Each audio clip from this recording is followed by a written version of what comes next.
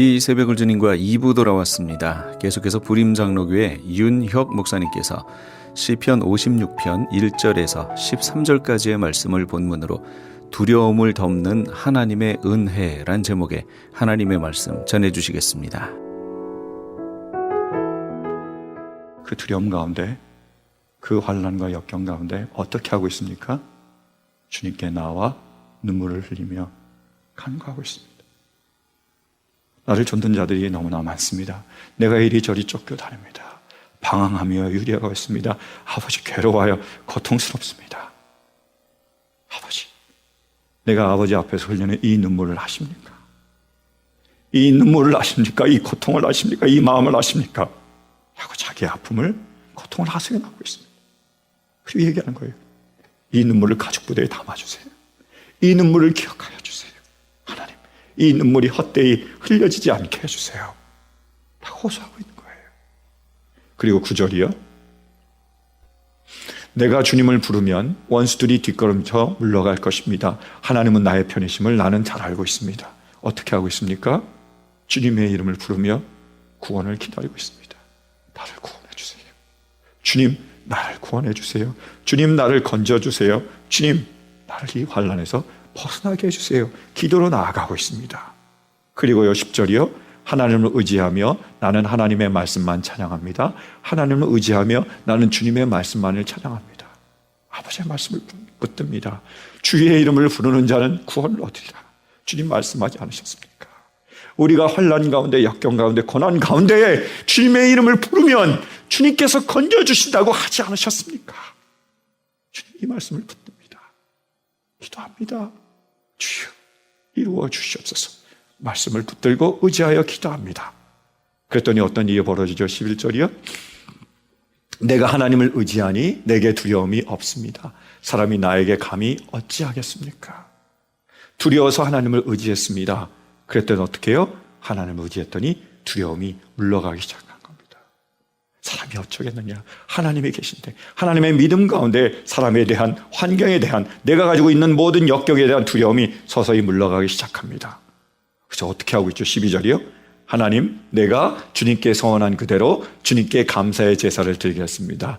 할렐루야. 오히려 그 환난 가운데, 두려움 가운데 하나님께 감사로 나아가고 있습니다. 왜요? 13절이요. 주님께서 내 생명을 죽음에서 건져주시고 내가 생명의 빛을 받으면서 하나님 앞에서 거닐 수 있게 내 발을 지켜주셨기 때문입니다. 아멘. 하나님을 의지했더니 하나님께서 생명의 빛을 주셨습니다. 그래서 어둠이 물러가는 거예요. 두려움이 물러갑니다. 하나님이 주시는 그 참된 평안과 참된 안식과 참된 위로가 그 마음을 가득 채우는 거예요. 기뻐하며 감사하며 주님께 나아가고 있습니다. 저는 우리 모두에게 이런 은혜가 있기를 간절히 축원합니다. 사랑하는 성도 여러분, 우리 안에 혹시 두려움이 있습니까? 혹시 우리가 재정 때문에 두려움이 있습니까? 렌트비를 어떻게 내야 하는지, 그리고 크레딧 카드 빚을 어떻게 갚아야 하는지, 아이들의 학자금을 어떻게 마련해야 될지, 우리가 앞으로 어떻게 살아야 될지, 지금 당장은 이렇게 살아왔지만 앞으로는 어떻게 될지, 그런 두려움이 있습니까? 혹은 우리 안에 건강에 대한 두려움이 있습니까? 내가 이러다가 혹시 아픈 것은 아닌가? 혹시 이러다가 내가 큰 중병에 걸린 것은 아닌가? 며칠 전에 우리 딸이 배를 잡고 아파하더라고요. 그러면서 얘기하더라고요. 내가 맹장 걸린 것 같아. 그래서 우리 가족이 모두 다 찾아봤습니다. 맹장이 오른쪽에 있는지 왼쪽에 있는지. 그렇게 우리가 그 두려움, 질병, 아픔에 대한 그런 두려움을 가질 수 있습니다. 뿐만이 아니에요. 우리가 지금 신분에 대한 두려움을 가질 수 있습니다. 이 먼 곳 타지 외국 땅에 와서 생활하는 거 쉽지 않습니다. 게다가 우리에게 안 좋은 소식이 들리잖아요. 도널드 트럼프요. 아유, 골치 아픕니다. 그래서 지금 그 시민권을 신청한 사람이 2배 이상으로 늘었다는 보고가 있습니다. 두려운 거죠, 다들. 어떻게 될지 모르는 거예요. 걱정이 됩니다. 뿐만이 아니에요. 자녀들에 대한 걱정, 그리고 실패에 대한 걱정, 그리고 많은 우리의 앞날에 대한 걱정, 그리고 테러 때문에 죽음에 대한 이런 많은 공포와 두려움이 있습니다. 여러분 혹시 우리 안에 그러한 두려움이 있습니까? 그렇다면 우리 모두 다윗처럼 주님 앞에 나올 수 있게 되길 간절히 바랍니다. 나와서 그 모든 두려움과 그 모든 걱정을 주님께 내어놓을 수 있길 바랍니다. 주여, 힘들어요. 아버지, 어렵습니다. 이 아픔을 아시지 않습니까? 이 고통을 아시지 않습니까? 이 원함을 아시지 않습니까? 주님, 나로 하여금 이 환난을 벗어나게 허락하여 주시옵소서. 주의 이름을 부르는 자는 구원을 얻으리라 주님이 말씀하지 않으셨습니까? 사랑하는 성도 여러분, 우리가 주님의 이름을 부를 때 주님이 구원하실 줄로 믿으십니까? 그 믿음이 있지 않습니까? 하나님이 신실하다고 약속하지 않으셨습니까? 우리가 구하니 하나님의 약속을 붙들었으니 아버지 응답하여 주시옵소서. 말씀을 붙잡고 믿음으로 기도할 수 있기를 간절히 바랍니다. 하나님은 우리 가운데 역사하여 주셔서 우리로 그 구원, 그 환난에서 벗어나게 하시고 두려움이 물러가게 하시고 주님이 주시는 참된 평안을, 안식을, 쉼을 얻게 하실 줄로 믿습니다. 우리가 감사로 나아갈 줄로 믿습니다. 이런 축복이 우리 모두에게 임하시기를 간절히 축원합니다. 근데 여러분, 이렇게 우리의 묵상이 끝나면 우리는 시편 56편의 가장 중요한 것을 놓쳐버린 것입니다. 시편 56편에 가장 중요한 구절, 가장 중요한 띠임이 있습니다. 그것은 1절입니다. 여러분, 이 시편에 아까 설명할 때 이렇게 나와 있습니다. 다윗의 믹담이라고 나와 있어요. 믹담이라는, 원어로 믹탐이라는 단어는 두 가지로 해석이 되고 있습니다. 하나는 아카드어에서 왔다, 웨러에서 왔다. 그래서 그 말의 뜻이 뭐냐? 덮다 혹은 가리다, 이런 뜻이 있다라고 얘기해서 이 다윗의 믹담시를 속죄시라고 얘기를 합니다. 그래서 이 다윗의 그런 어떤 것을 감추기 위해서, 덮기 위해서 다윗이 쓴 시다. 그래서 그것을 덮는 시, 속죄시라고 얘기합니다. 근데 또 어떤 학자들은 아니다, 그거는 히브리에서 왔다, 세켐이라는 단어에서 왔다, 아카드어가 아니다 라고 얘기를 해서 세켐이라고 얘기합니다. 근데 세켐의 뜻은 황금이라는 뜻을 가지고 있어요. 그래서 어떤 학자들은 이 다윗의 시편 56편을 황금시라고 부릅니다. 그러니까 다윗의 속죄시가 되든지 다윗의 황금시가 된다는 거예요. 근데 저는 개인적으로요, 이 둘 다 맞다라고 생각합니다. 시편 56편의 황금은요, 하나님 우리를 덮으시는 것입니다. 시편 56편에서 하나님을 빼버리면, 하나님의 은혜를 빼버리면 이 시편은 쓰여질 수가 없습니다. 두려움 가운데, 환난 가운데 다윗이 기도할 수 있었던 것, 그것이 하나님의 은혜였습니다. 그 두려움 가운데 다윗이 말씀을 붙들고 의지하며 말씀을 찬양할 수 있었던 것, 그것이 바로 하나님의 은혜였습니다. 두려움 가운데 그 두려움을 이겨내고 승리할 수 있게 된 것, 하나님 주신 그 평안을 누릴 수 있게 된 것, 이것이 바로 하나님의 은혜였다라는 거예요. 시편 56편에서 가장 중요한 첫 번째 구절, 그것이 바로 황금이며 믹담이었습니다. 여러분, 시편 56편을 시작하며 다윗이 맨 먼저 한 고백이 뭐죠? 1절 말씀 다시 보실까요? 다 함께 봉독하겠습니다. 시작. 하나님, 나를 불쌍히 여겨 주십시오, 이겁니다. 원어로는 하나님이에요. 은혜라는 뜻을 가지고 있습니다. 다윗은 시편 56편을 시작하며 그 두려움 가운데 이렇게 시작하였습니다.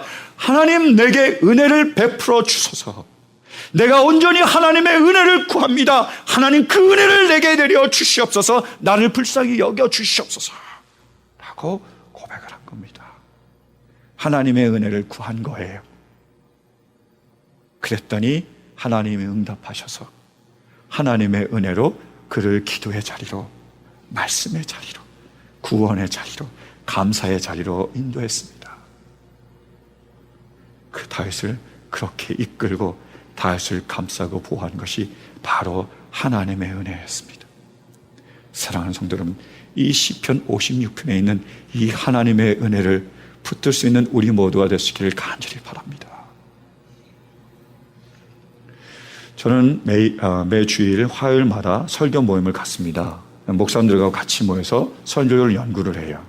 설교를 분석하고 또 연구하고 그리고 설교에 대해서 토론을 많이 나눕니다. 지난 화요일도 우리가 같이 모였습니다. 그래서 시편 56편을 가지고 연구를 했습니다. 그래서 원어를 살펴봤고요. 그리고 본문의 구조를 살펴봤고요. 그리고 이 시가 쓰여진 시대적 배경을 같이 나눴고요. 그리고 다윗의 상황에 대해서 우리가 많은 이야기들을 나눴습니다. 많은 토론을 했어요. 그래서요, 우리가 일단락 정리를 했습니다. 다윗이 가지고 있던 두려움이 뭐였죠?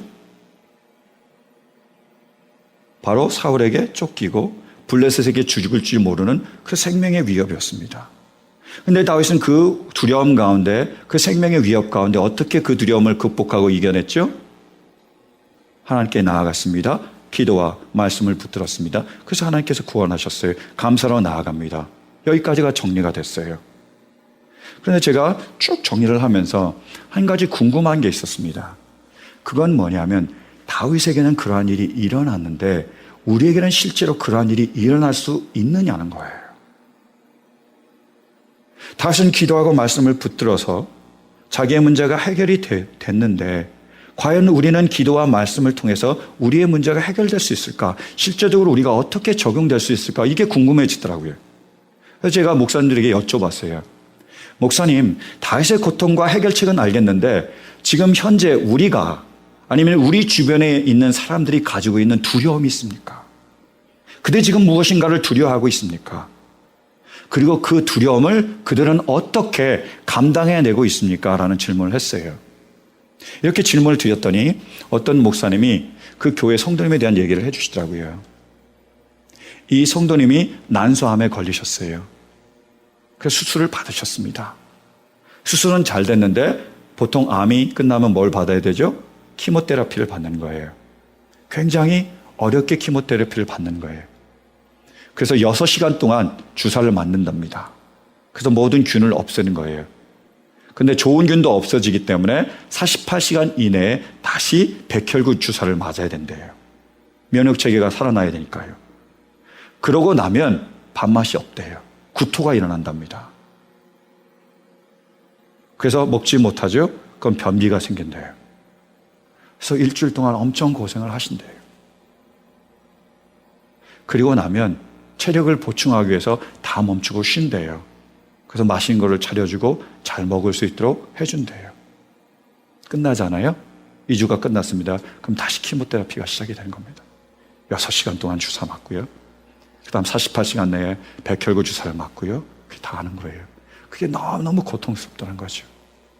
그리고 죽음에 대한 두려움을 가지고 있다고 얘기를 해주시더라고요. 그랬더니 어떤 목사님이 자기의 간증을 하시는 거예요.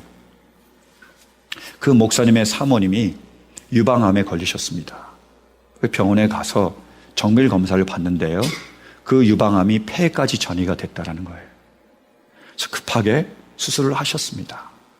그래서 지금 수술이 끝난 상태고 키모테라피를 받아야 되는지 받지 말아야 되는지 그거를 결정하려고 지금 차일피를 보류하고 계시대요. 그러면서 그분이 얘기하시는 거예요. 의사가 수술이 끝나고 이렇게 얘기했대요. 사모님은 올해는 삽니다. 무슨 말이죠? 좋은 말인가요? 내년은 기억할 수 없습니다. 그 말이에요. 근데 이 목사님은 개척교회를 지금 담임하고 계십니다. 사모님이 일하셨어요. 열심히 일해서 그 모든 재정을 보충하셨습니다. 가정을 꾸려 나가셨고요.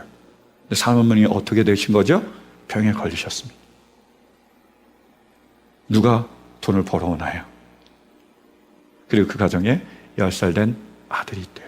막내가 있답니다. 그런 상황이에요. 그랬더니 또 어떤 목사님이 얘기를 나누시는 거예요. 근데 그 목사님도 사모님이 아프세요. 그래서 계속 듣다가 제 와이프가 좀 걱정이 되더라고요. 우리 아프면 괜찮나? 걱정이 되더라고요. 그 사모님은요, 12년 동안 지금 백혈병으로 고생하고 계시대요. 그래서 3번이나 수술을 받으셨답니다. 근데 앞날을 기약할 수가 없대요. 그래서 미리 유서를 써 놓으셨대요. 장문의 유서를요. 근데 그 유서 내용 중에 하나가 이거랍니다. 여보, 재혼하지 마세요. 그게 내용이래요. 그랬더니 그 목사님이 그걸 읽으면서 내가 지금 개척교회 목사고 그분도 개척교회 목사님이세요. 내가 개척교회 목사고 그럼 내가 나이가 이렇게 들었고 돈도 없고 게다가 머리까지 저처럼 벗겨졌는데 누가 나에게 다시 장가를 시집을 오겠느냐라고 얘기를 했대요. 그랬더니 그 사모님이 이렇게 얘기했답니다. 당신은 자상하잖아. 자상하니까 온다라는 거예요. 근데 제가 그 말을 들을 때 두 분의 관계가 어떤지 알겠더라고요. 얼마나 목사님이 사모님을 아꼈을까? 그죠? 사모님이 얼마나 목사님을 아끼고 사랑하는가? 그러면서 목사님이 얘기하시더라고요. 두렵대요. 뭐가요? 사랑하는 아내를 떠나보낼까 봐 두렵대요. 사모님도 두려우시겠죠. 그 남편을 놔두고 떠나야 되니까. 또 재혼할까 봐 두려우시겠죠. 남편이 자상해서. 죄송합니다.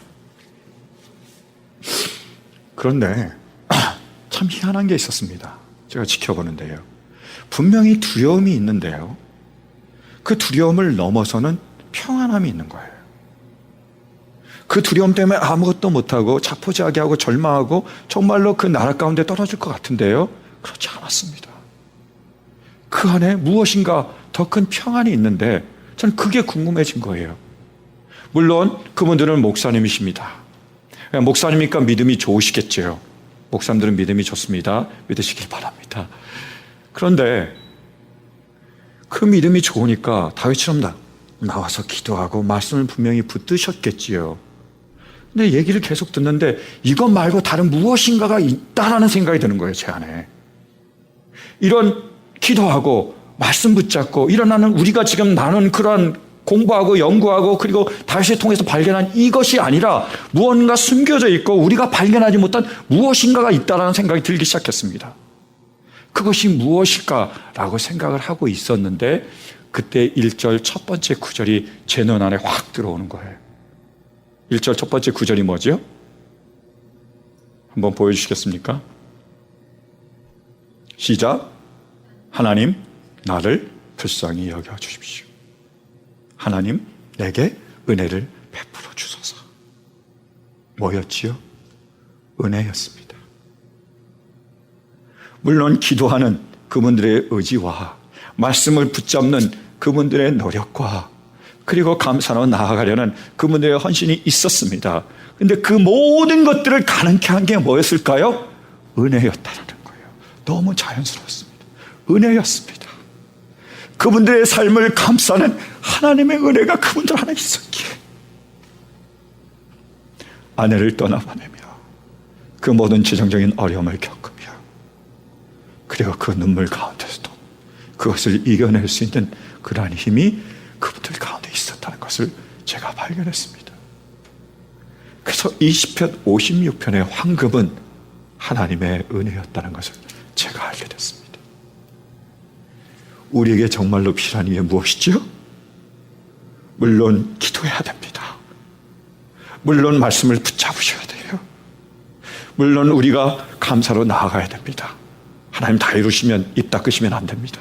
감사하셔야 돼요. 근데요, 이 모든 것을 이루시는 것은 하나님의 은혜입니다.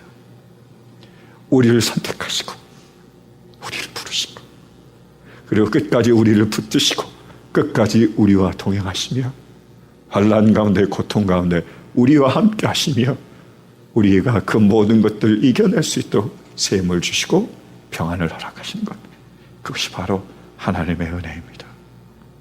우리가 정말로 필요한 것이 바로 하나님의 은혜예요. 사랑하는 성도 여러분, 우리 모두 이 하나님의 은혜를 붙들 수 있게 되길 간절히 바랍니다. 창세기 3장에 보면 아담과 하와가 범죄하는 장면이 나옵니다.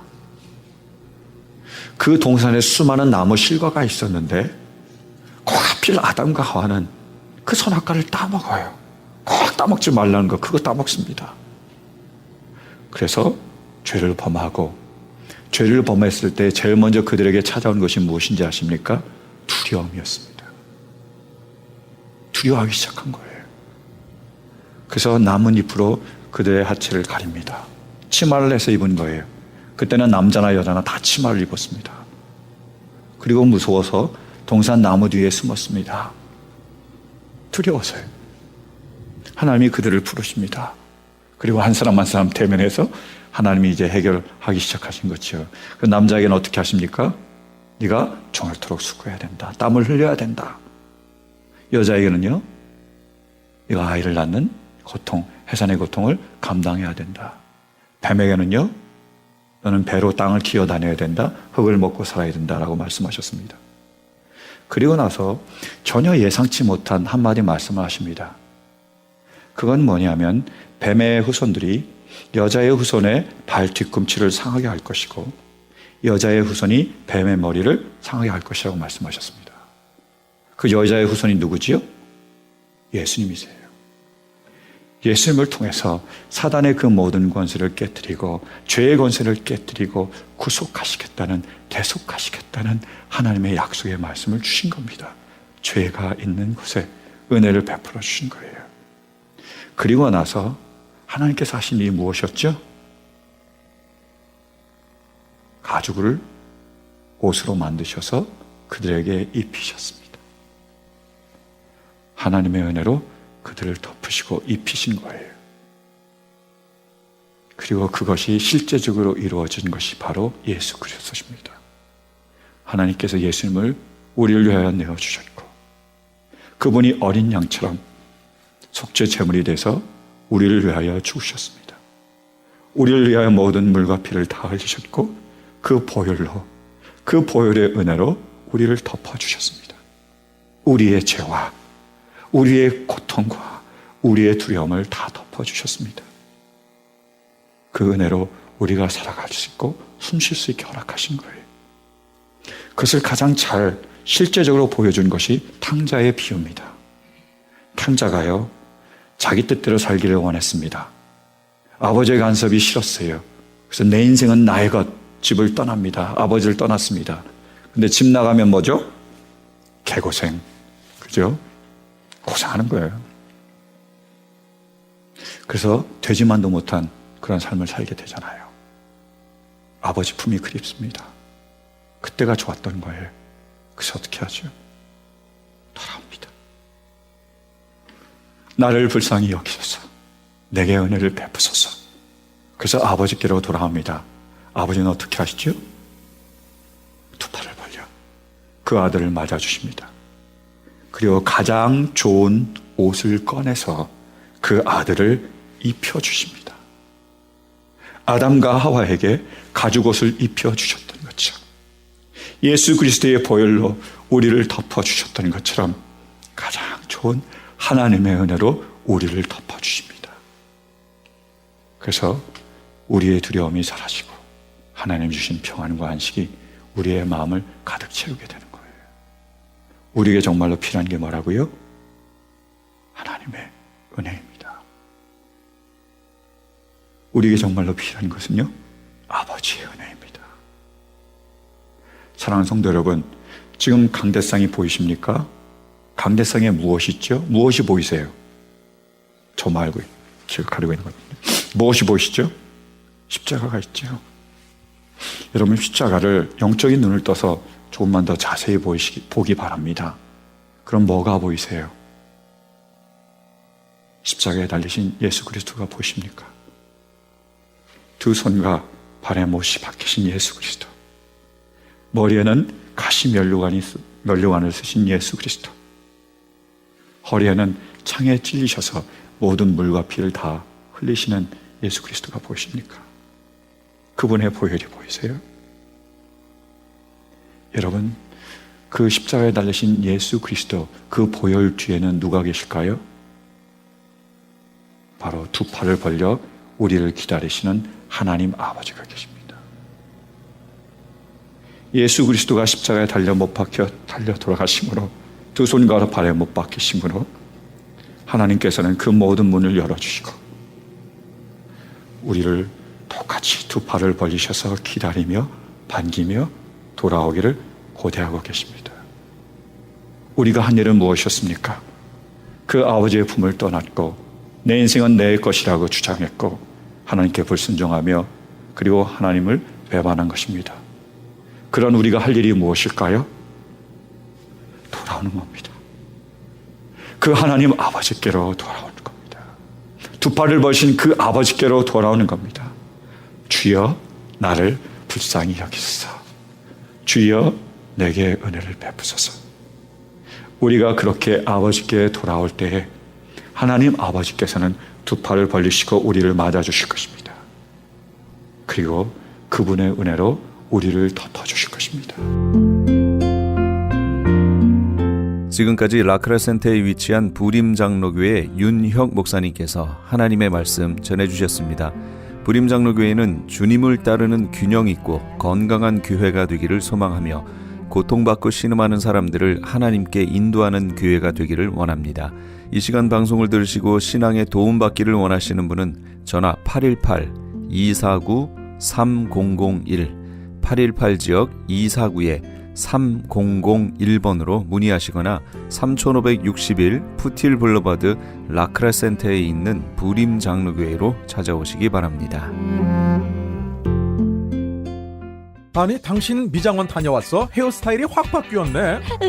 홈쇼핑 월드 차홍 고데기로 마술을 부렸지. 홈쇼핑 월드 차홍 고데기. 차홍 허니앤비 샴푸로 머리 감으면서 차홍 헤어두피 마사지를 쓰면 머릿결이 너무너무 부드러워지고 한 움큼씩 빠지던 머리카락도 눈에 띄게 덜 빠져. 차홍 고데기 너무 좋아. 그럼 그 웨이브 머리도 당연하죠. 3, 4분이면 이렇게 풍성한 웨이브 머리를 만들 수 있다고요. 너무 이쁘다. 어디서 샀어? 홈쇼핑 월드. 가격 만족, 품질 만족, 행복한 쇼핑. 팔가와 웨스턴 홈쇼핑 월드. 미국 최초 서든 캘리포니아 세미너리 상담심리학 석사와 결혼가족 치료사, 상담심리학 박사 한국어 과정. 캘리포니아 심리학협회가 인정한 서든 캘리포니아 세미너리. 과정 수료 시 캘리포니아 면허 시험 응시 자격이 부여되며 면허 취득 시 직접 클리닉도 오픈하실 수 있습니다. 저렴한 학비, 다양한 장학금으로 학비 걱정도 끝. 한국어로 편하게 배우는 심리학 석박사 과정. 서든 캘리포니아 세미너리 323-529-3339 323-529-3339. LA 한인타운에 있는 프레이즈 교회에서 이번 주 토요일인 7월 9일에 제2차 요한계시록 세미나를 개최합니다. 계시록 7교회를 시작으로 7년 대환란, 적그리스도는 누구인가, 휴거는 언제 일어나는가, 베리칩은 짐승표인가, 그리고 한 번 구원은 영원한 구원인가 등 계시록의 핵심 키워드를 중심으로 세미나가 진행됩니다. 세미나 참가비는 교재와 점심 식대비로 10불이며 목사님을 비롯한 목회자는 참가비가 없습니다. 계시록의 말씀을 배우길 원하는 성도님들은 이번 주 7월 9일 토요일 오전 10시까지 2668 웨스트 피코 블루버드 한인타운 피코와 켄모어가 만나는 곳에 있는 프레이즈 교회로 오시거나 전화 213-700-9833 213지역 700-9833번으로 문의하시기 바랍니다.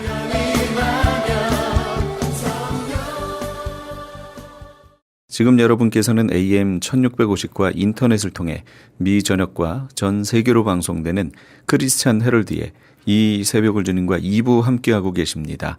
방송 시간과 설교 편성표는 크리스찬 헤럴드 신문 주간 편성표나 홈페이지 CHTV1888.org에서 확인하실 수 있습니다.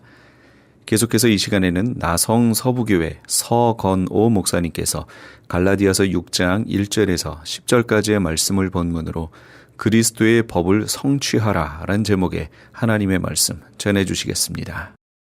제자들의 발을 다 씻기시고 난 다음에 내가 주와 선생이 되어서 너희 발을 씻었으니 이건 뭡니까? 내가 너를 사랑했다는 말이죠. 그랬으니 너희도 서로 발을 씻어주는 것이 옳다 하시고 서로가 사랑하며 그리스도의 법을 성취하라 라고 말씀을 하셨습니다. 한 부자 청년이 영생에 대해서 질문을 가지고 예수님을 찾아왔습니다. 어떻게 해야, 내가 무슨 선한 일을 해야 영생을 얻을 수 있습니까? 예수님이 이미 그 부자 청년의 마음을 꿰뚫어 보시고 영생에 대해서 궁금해서 찾아온 것이 아니라 자기 의를 드러내기 위해서 찾아온 줄 아시고 질문 가운데서 그런 말씀을 하셨죠. 선한 사마리아의 비유를 들려주셨습니다. 한 사람이 예루살렘에 있다가 여리고로 내려가다가 강도를 만나서 급한 죽게 되었다. 자기가 가진 것을 다 빼앗기고 두들겨 맞아서 죽게 된 그 지경에 이르렀을 때에 마침 그곳을 제사장이 지나가고 레위인이 지나가며 그 사람을 봤습니다. 보고도 피하여 지나갔습니다. 근데 그 길을 선한 사마리아인이 지나가다가 그 강도 만난 사람을 보면서 자기가 갖고 있는 포도주로 일단 소독을 하고 그를 나귀에 태워서 주막으로 데려가 잘 치료를 해 주었습니다. 예수님이 이 비유를 마치시고 청년에게 묻습니다. 이 강도 만난 사람에게 이웃은 누구냐? 그는 금세 쉽게 대답을 합니다. 선을 베푼 사람이 아닙니까? 그래, 맞다. 너도 가서 이와 같이 하라. 선한 사마리아인처럼 이 땅에 강도 만난 인생처럼 죄 가운데 있는 인생을 찾아오셔서 구원하신 그 예수 그리스도는 우리를 그렇게 사랑하셨고, 그 사랑을 알고 받은 우리도 결국 강도 만난 인생을 찾아가서 그들을 사랑을 베풀라 하십니다. 이것이 그리스도의 법을 성취하라는 예수님의 말씀입니다. 요한복음 13장 34절도 보면 예수님께서 제자들에게 말씀하십니다. 새 계명을 너희에게 주노니 서로 사랑해라. 내가 너희를 사랑한 것 같이 너희도 서로 사랑하라 하셨습니다. 서로를 사랑하는 것이 예수님이 나를 사랑한 것처럼 서로 사랑하는 것이 그리스도의 법을 성취하는 것이라고 말씀을 하셨습니다. 사랑하는 성도 여러분, 저와 여러분들은 하나님의 사랑을 받은 하나님의 자녀들입니다. 우리처럼 하나님의 사랑을 받은 사람이 어디에 있겠습니까? 그 사랑을 받았습니다. 목숨까지 내어주시는 하나님의 사랑을 우리가 받았으니 이제 우리가 그리스도의 사랑을 베푸는 사람으로, 그래서 이 땅의 사랑을 통하여 그리스도의 법을 성취하는 교회와 성도가 되기를 주님의 이름으로 축복합니다. 어떻게 이 일들을 이루어갈 수 있을까요? 오늘 본문에서 세 가지를 정리하는데, 첫째는 무슨 범죄한 일이 드러났을 때 바로 잡으라 라고 했습니다. 1절 말씀을 다시 보면, 형제들아, 사람이 만일 무슨 범죄한 일이 드러나거든 신령한 너희는 온유한 심령으로 그러한 자를 바로잡고 너 자신을 살펴보아 너도 시험을 받을까 두려워하라 라고 말씀하셨습니다. 여기에 바로잡고, 형제가 죄와 허물이 드러나거든 바로잡으라 라고 했습니다. 근데 이 말씀에 적용하는 부분에서 두 극단을 보게 됩니다. 어떤 사람들은 바로잡으라 했으니 허물과 죄가 드러나면 비판하고 정죄하고 다시는 그 사람이 고개를 들 수 없을 정도로 그를 거꾸러뜨리는 방법으로 정죄하는 사람들이 있습니다. 신약 시대에 바리새인과 서기관들이 그러했습니다.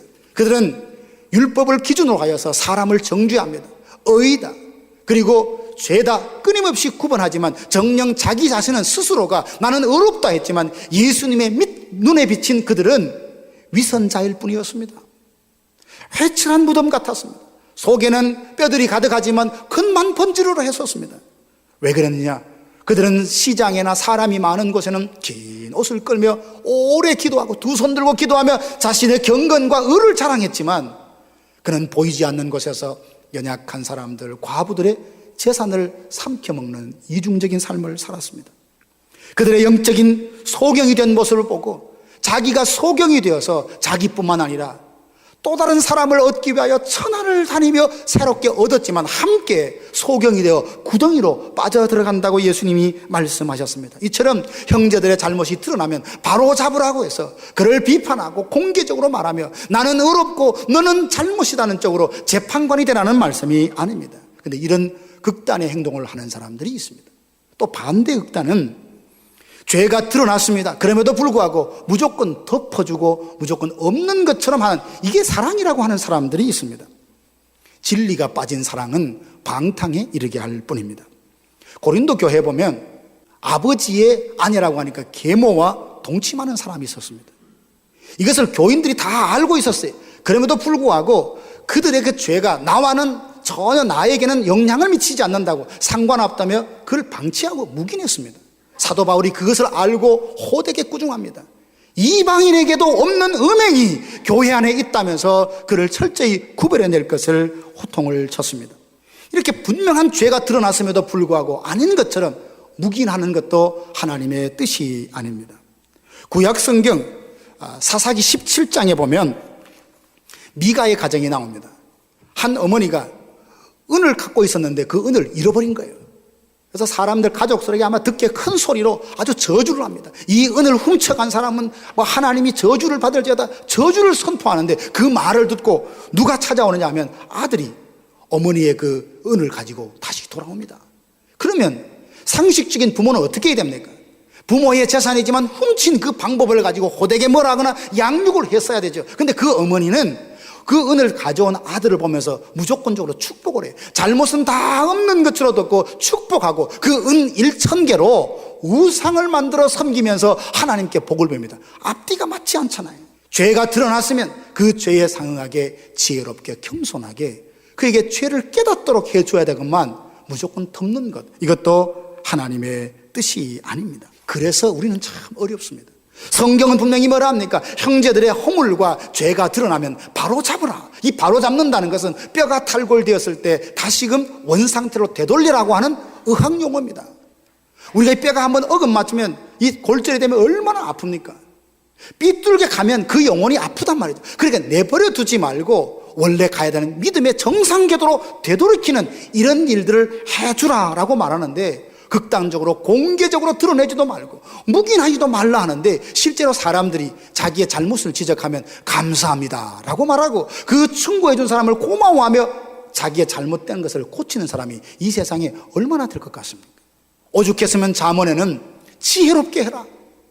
아무나 그 충고를 하면 받을 수 없는 사람은 그것 때문에 오히려 나를 공격하고 화를 입힌다고 그렇게 말하지 않습니까? 그러면 우리들이 온전한 사람이 아무도 없을진데, 자신도 모르게 삐뚤어질 수 있고 자신도 모르게 넘어질 수 있는 우리들이 온전히 올곧게 내 영혼을 바로 잡아서 살려고 하면 어떻게 해야 되는 걸까요? 오늘 성경의 1절에 이렇게 나와있습니다. 신령한 너희는 온유한 심령으로 그러한 자를 바로 잡고. 온유한 심령으로 바로 잡고. 이 온유한 심령으로 바로 잡으라는 것은 다른 것이 아닙니다. 재판관의 입장에서 그를 판단하고 정죄하지 말고 사랑으로 품어 안아 그 사람의 죄를 지적하는 게 목적이 아니라 그 죄에서 돌이키도록 영향력을 발휘하라는 하나님의 말씀입니다. 온유한 심령으로 바로 잡는다는 것은 바로 사랑으로 권면하라는 하나님의 말씀입니다. 혹 우리가 종종 사랑으로 한다지만 다른 사람의 허물과 잘못을 보면서 그것을 바로잡기 위해서 지혜가 참 필요합니다. 그 사람의 입장이나 그런 일이 일어나기까지의 배경과 히스토리를 아무도 모르잖아요. 그저 겉으로 드러나는 현상만 바라보고 섣부르게 이렇다 저렇다 판정을 내는 그런 사람들이 종종 있어요.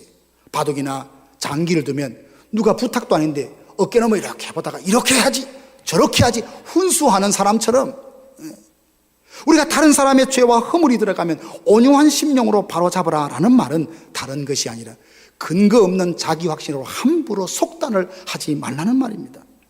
이것 때문에 좋은 의도로 시작했다가 관계가 깨어지고 좋은 의도로 시작했다가 사람을 잃는 경우들이 얼마나 많이 있습니까? 그래서 1절 끝에 보니까 너 자신을 살펴보아 너도 시험에 빠질까 두려워하라. 너는 허물이 있구나, 너는 죄를 지었구나, 그 자체에서 들추기에 바쁜 것이 아니라 그 사람을 보며 나 자신의 모습을 되돌아보고 나도 시험에 빠질 수 있는 존재라는 걸 인정하고 두려움으로 사랑으로 겸손함으로 그 문제를 접근하라라고 했습니다. 마태복음 18장에 보면 예수님이 이 문제를 어떻게 다루라 하셨느냐 하는데 18장 15절에서 17절 보면 형제가 잘못한 일이 드러나면 먼저 개인적으로 찾아가서 권면하라. 이 권면하라는 말은 이런 뜻입니다. 하나님의 말씀에 이러이러한데 네가 이런 부분에서 아닌 것 같다고. 그래서 다시금 하나님 말씀으로 돌아와서 우리 함께 하나님이 기뻐하는 믿음의 삶을 살자고 권면하는 겁니다. 그런데 이 사람이 그걸 듣지 않아요. 거부해요. 그러면 포기하는 것이 아니라 두세 증인을 데리고 다시 찾아갑니다. 근데 그래도 듣지 않으면 교회에다 알리고 교회가 지도하고 권면하지만 그래도 듣지 않으면 이방인과 세리같이 여기라라고 했습니다. 이방인과 세리처럼 여기라는 말은 다시는 상종하지 못할 사람으로 내 인생의 울타리에서 벗어나라, 쫓아내라 라는 말이 아닙니다. 그들을 불쌍히 여기라는 말입니다. 우리 그럴 때 있잖아요.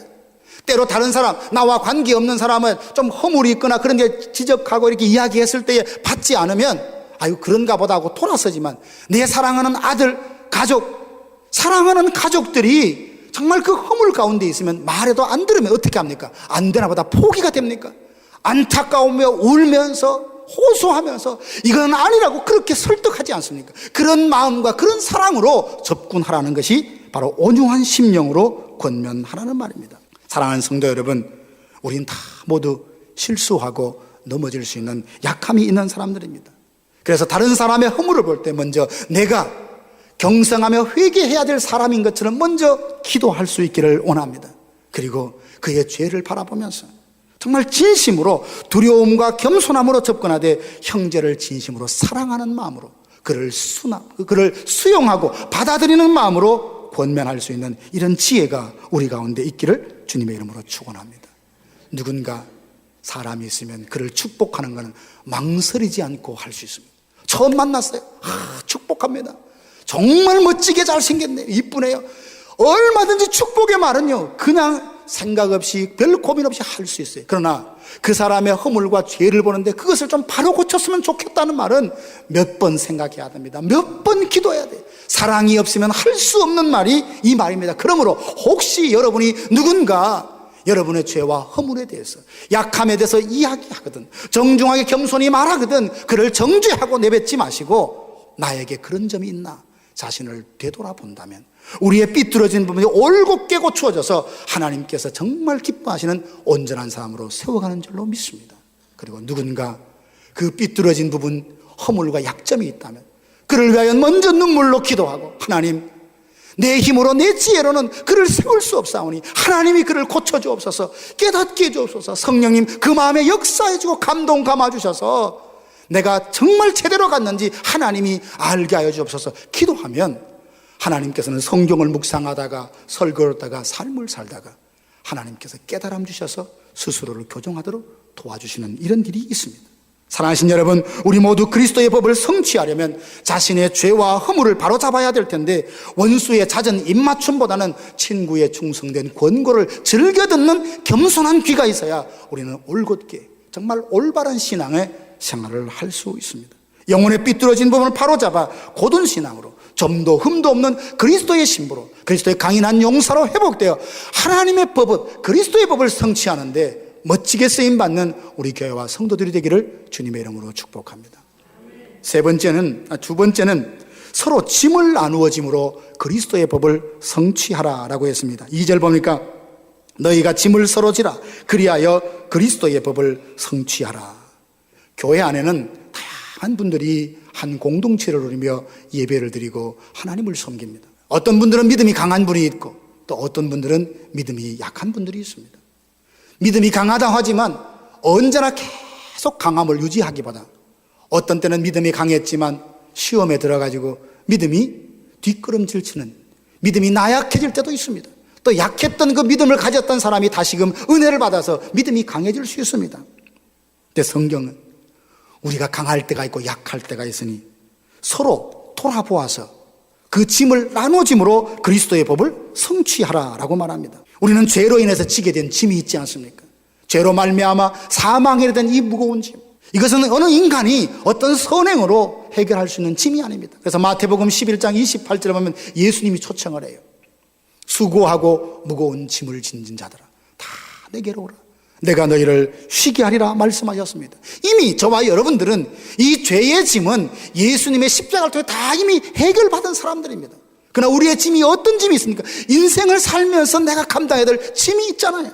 어떤 사람들은 배우자가 짐이다 그러고, 어떤 사람은 부모가 짐이라 그러고, 어떤 사람은 자식이 짐이라 그러고, 여러 가지 다양하게 표현합니다. 그만큼 감당하기가 버겁고 힘겹다는 마음의 호소요 표현이 아니겠습니까? 인생의 짐을 지고 갈 때에 누군가 도와주면 참 수월합니다. 언덕에 짐을 지고 올라가는데 누군가가 들어주거나 밀어주면 얼마나 그 수월하게 그 언덕을 넘을 수 있습니까? 성도들도 이렇게 가만히 보면 인생에 나름대로 짐을 지고 힘겨운 분들이 보여요.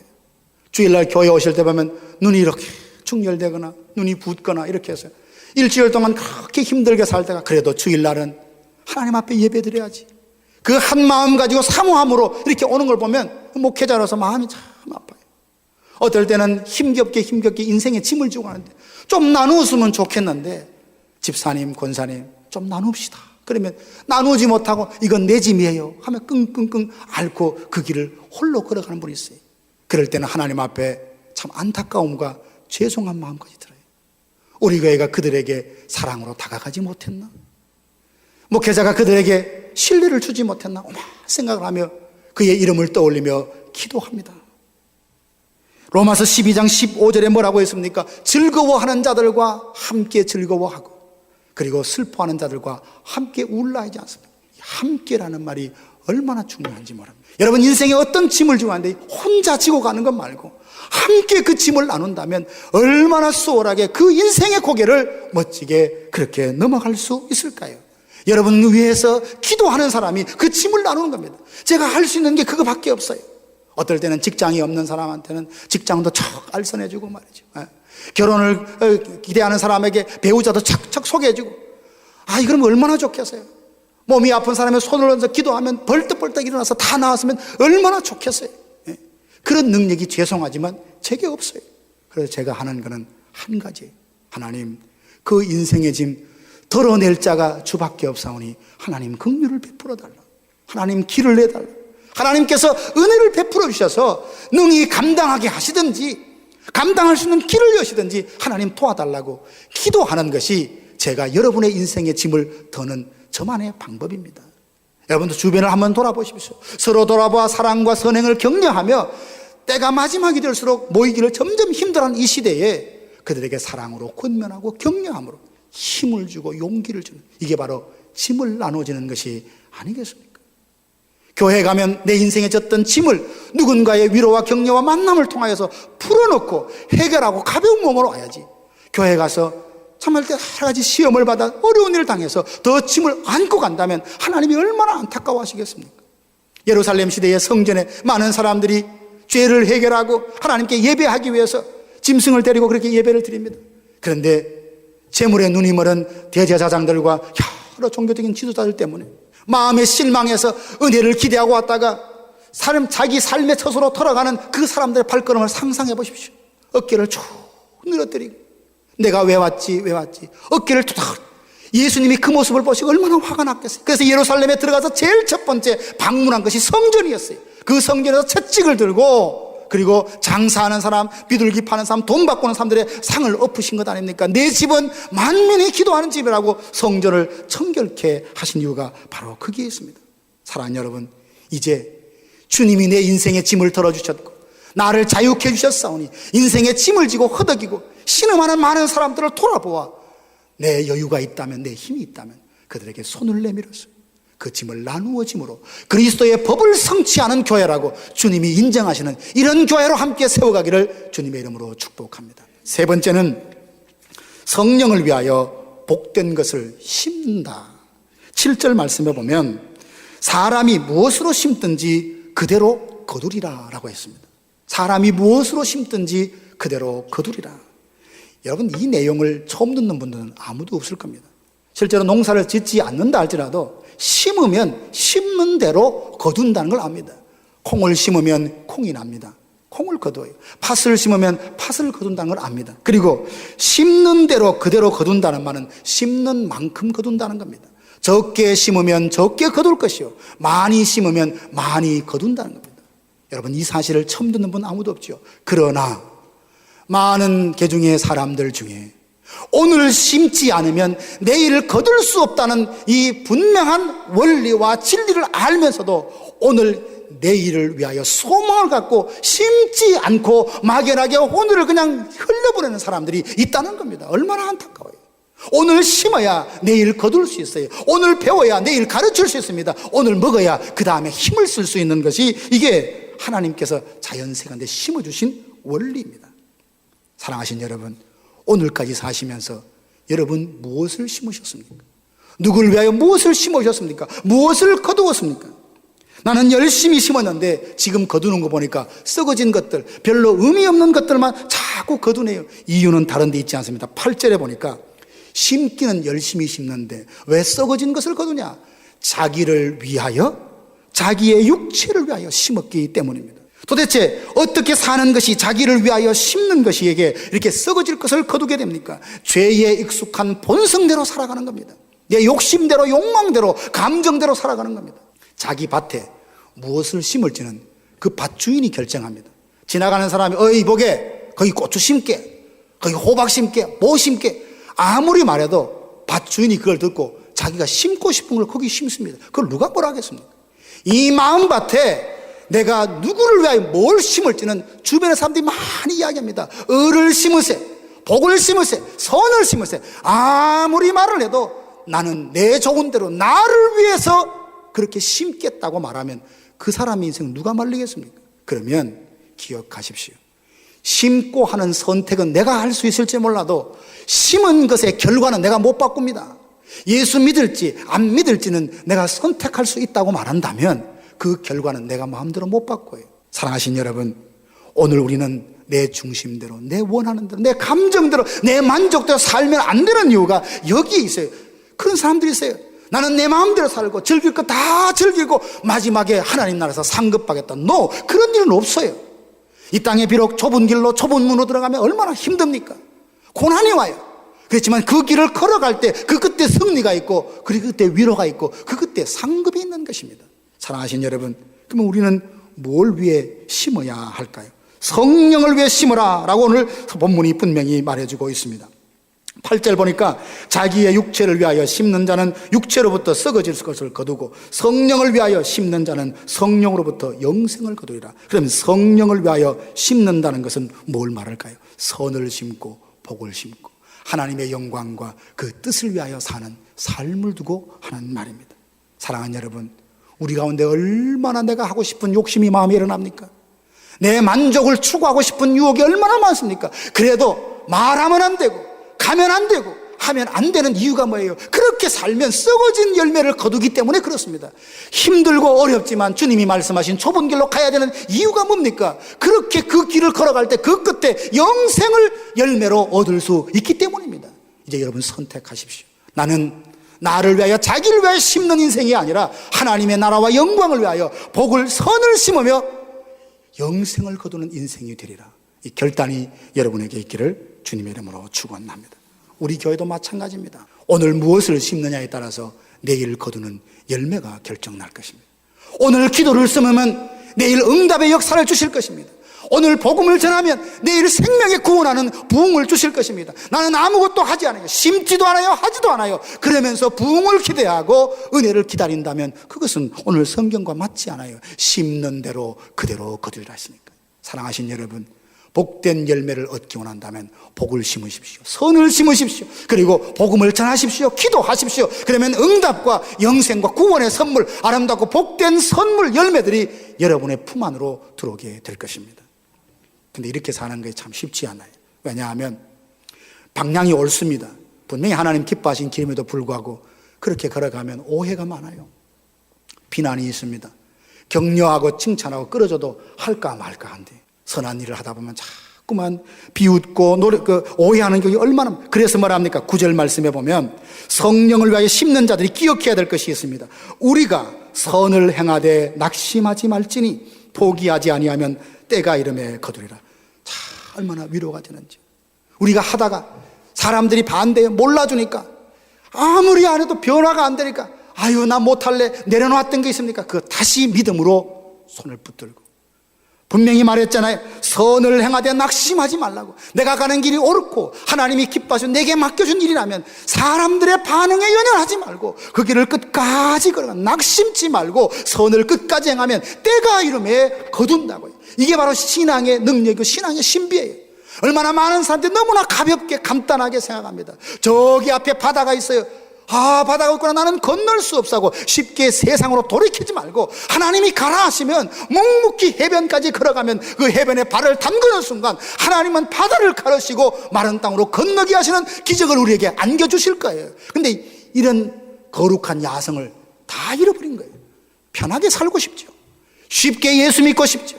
조금 피곤하면 눕고 싶고 자고 싶고 피하고 싶은 것이 인간의 본능입니다. 그러나 거기에 충실하고 그렇게 살면 내일 내가 거둘 열매가 없다는 거예요. 지금까지 나성 서부교회 서건오 목사님께서 하나님의 말씀 전해주셨습니다. 나성 서부교회는 하나님께 기쁨이 되는 교회라는 비전 아래 영적 생명력이 넘치는 교회, 예수님을 닮아가는 교회, 영적 리더십을 발휘하는 교회를 추구하고 있습니다. 이 시간 방송을 들으시고 신앙에 도움을 받기 원하시는 분들은 323지역 939-7323 323지역 939-7323번으로 문의하시거나 1218 사우스 페어팩스 애비뉴 로스앤젤레스에 위치한 나성 서부교회로 오시기 바랍니다.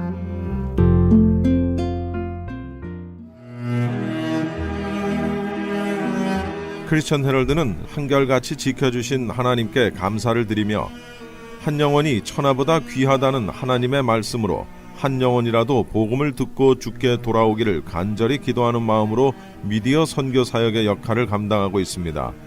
이러한 선교 사역의 역할을 감당하는 크리스천 헤럴드는 성도님들의 기도와 격려 그리고 후원이 필요합니다. 여러분 한 분 한 분이 참여할 때 저희 크리스천 헤럴드는 큰 힘을 얻고 이 일을 계속 감당할 수 있습니다. 사랑하는 성도님들의 후원을 간절히 기다립니다. 후원 방법은 일시금으로 특별 후원금 그리고 매달 10불의 천사 후원금이 있습니다. 여러분의 많은 참여를 부탁드립니다. 자세한 안내는 크리스천 헤럴드 213-353-0777 213-353-0777번으로 하시기 바랍니다.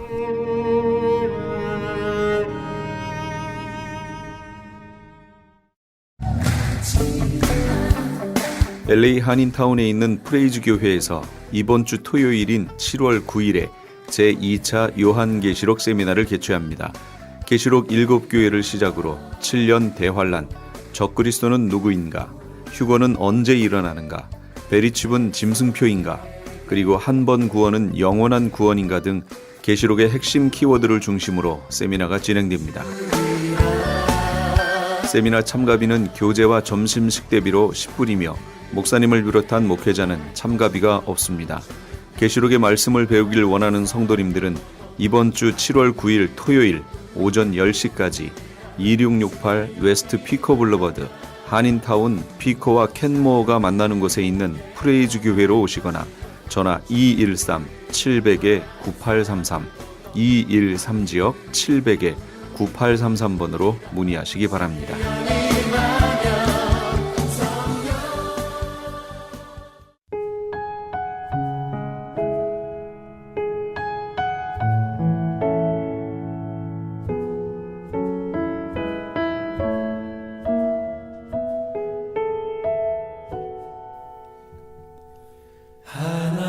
한 여인이 꿈을 꿨습니다. 꿈속에 시장에 가서 새로 문을 연 가게에 들어가게 됐습니다. 그런데 그 가게 주인은 다름 아닌 신이었습니다. 이 가게에서 무엇을 파느냐고 여인이 묻자 신은 대답합니다. 당신이 마음에 원하는 것은 무엇이든지 팝니다. 놀라지 않을 수 없었던 여인은 한참을 생각 끝에 인간이 바랄 수 있는 최고의 것을 사기로 마음먹었습니다. 여인은 이렇게 말했습니다.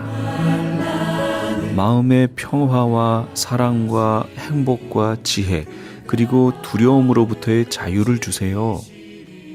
신은 미소를 지으면서 이렇게 말합니다.